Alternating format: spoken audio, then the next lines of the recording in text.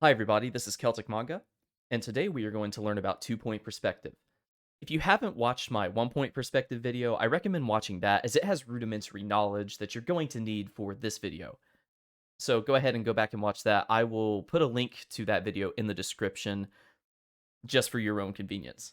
Anyways, let's get on with the video. So this is two-point perspective. Just as a recap, I'm going to label this box 1 point, and I'm going to label this box 2 point so you can see the difference. So, back in 1 point perspective, just as a little recap, we have one horizon line and one vanishing point like this.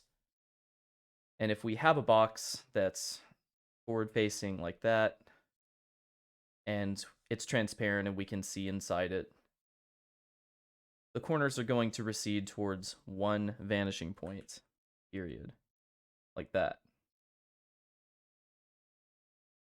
And now we can see inside this box. And another box like this would go back towards this vanishing point as well, with all of its edges. We've got one that's really tall, kind of goes back like that. Let's make this one long, since it's transparent. So you see what I mean? So what would happen if we were to take these boxes and rotate them? So this box is like angled like this, but what if we took it and we turned it 45 degrees? Kind of like this. Well, if we're looking at it from the front, like that, like we are now, and we turn it like that, what's it going to look like? Well, we can no longer represent this point of view with just one point. Because if we try to do that, it's going to look weird. So we need 2 points, two vanishing points, to actually represent these boxes in 3D space.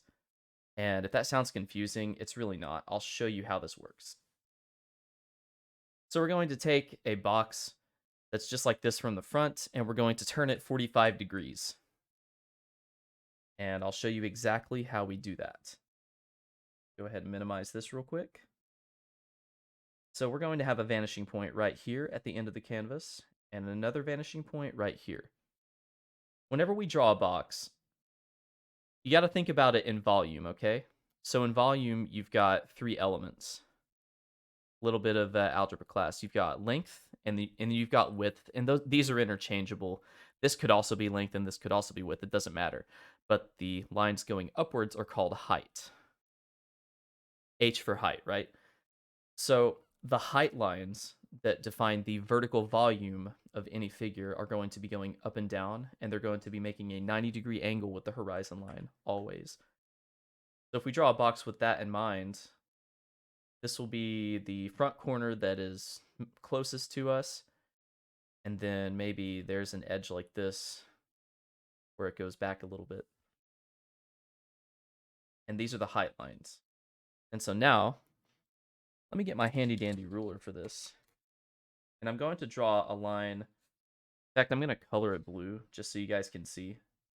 I'm going to draw lines from the vanishing point over to kind of connect this box in a way that is continuous. And a ruler really makes this so much easier. I should have used this in my last video. But as you can see, the height lines go up and down, and the non-height lines, the length and width lines, go back towards the vanishing point. So now if we go back to a gray color, we can fill this in like this.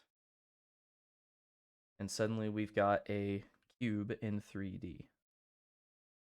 But we're viewing it in 2-point perspective instead of 1-point perspective.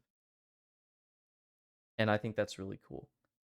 So you can do a lot with 2-point perspective. You can do so much with it. And I'm going to show you what I mean by this.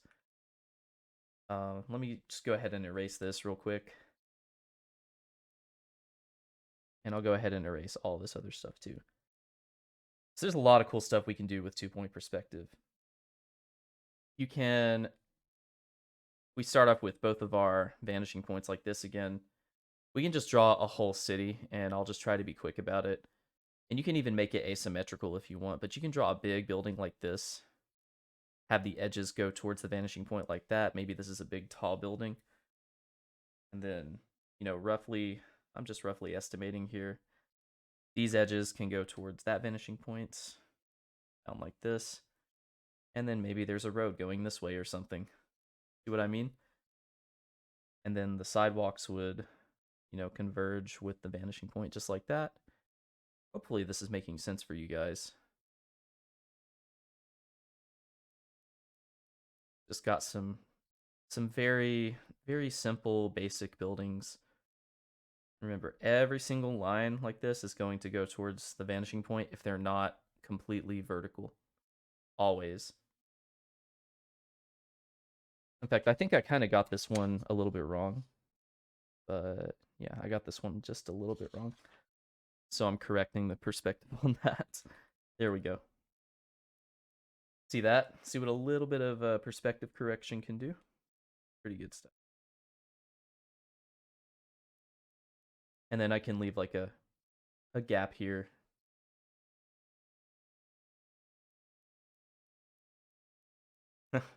Maybe there's a few lines that go like this. And again, always remember to use your perspective lines. Always remember to do that. And if lines should be straight up and down, make sure to correct that. It's just going to look more accurate in the end. Always be adjusting. ABA. Always be adjusting. That's a good one. That's a good rule to live by. So this is how I do 2-point perspective. Just very simple cityscape. Very, very simple.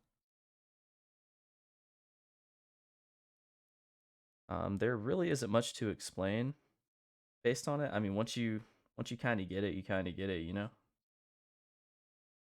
We can say there's like a 4-way intersection here. I don't know, maybe there's some kind of tree or a park or something. Who the heck knows, man? But that's basically what you can do with 2-point perspective. It's really neat. You can also draw interiors with 2-point perspective. I wanted to show that really quick. So here's something I did on a traditional canvas. Every one of these lines converges towards a vanishing point. See this? And do you see all these lines going this way and every which way and blah, blah, blah? And the only lines that are straight up vertical are the ones that are going straight up and down like this. So yeah, compared to 1-point perspective where there's just 1 point, this one has 2 points. But you might ask, wait a minute, wait a second, hold on. What's all this about? So if this line goes this way, and these lines go this way, okay, so the vanishing point is right here, right? But what about this other vanishing point? Kind of hard to find the vanishing point. That's because I purposefully made the vanishing point a little bit misaligned in this one to give it a bit of a warped perspective. So it's kind of hard to see the vanishing points when you're drawing an interior, but that's basically how it works. And you can see that every single line more or less follows this rule. You just draw out things with a ruler. Even that little poster on the wall, it's got some little curvature to it. I hope that makes sense. If it doesn't, well, yeah, I can understand that. Also, something to understand about 2-point perspective is that the points don't have to be on the canvas. And it also doesn't have to be directly in the middle. The horizon line can be really low, like this. And the points can be off canvas, like right here and right here. And it creates a really interesting sense of space. Let's say that I am drawing a building in a very, very subtle perspective like this. There's just a very slight, ever so slight angle to these lines. Kind of crazy how that works out. I'm just gonna give it a bit of volume here. Using a ruler really helps with this, by the way. Yep. And that's how we do it. I didn't get it 100% correct. Actually, let me Let me go ahead and correct this real quick. This is going more up and down like that. That's more interesting. And I will correct this line as well.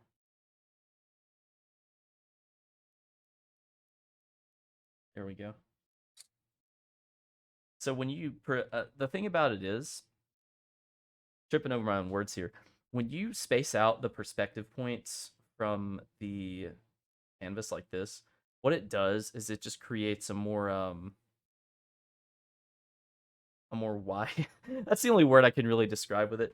It creates a wider and more subtle perspective than it does if you have 2 points right at the end of the canvas. What this does is it creates kind of an extreme, almost warped perspective that still looks good, but this provides like a subtle scene. And it just depends on the type of scenery that you want to have for whatever you're drawing. It could be that you're trying to make this look more calm or serene, and if you're trying to do a calmer, more subdued type of background, then of course you're going to want to use a more subtle 2 point perspective where the lines are almost off the canvas, really, or the points are off the canvas. But if you're going for a more actiony scene, or where something is about to happen, like look at this scene. If this was a scene I was reading in a comic, I would imagine there's like a speech bubble here, and it's saying blah blah blah blah blah, and it's like I can't believe that I just got fired or something. Like that's how extreme this scene is. Whereas it's like a calm scene like this, it would just like have a text box and it says something like, I don't know, Shibuya or or something like that. I don't know, man. I don't know. That's how I would interpret it. Oh, if this is Shibuya, we better have like those screens on the buildings like this. Blah blah blah. Anime crap on it or whatever. Yep.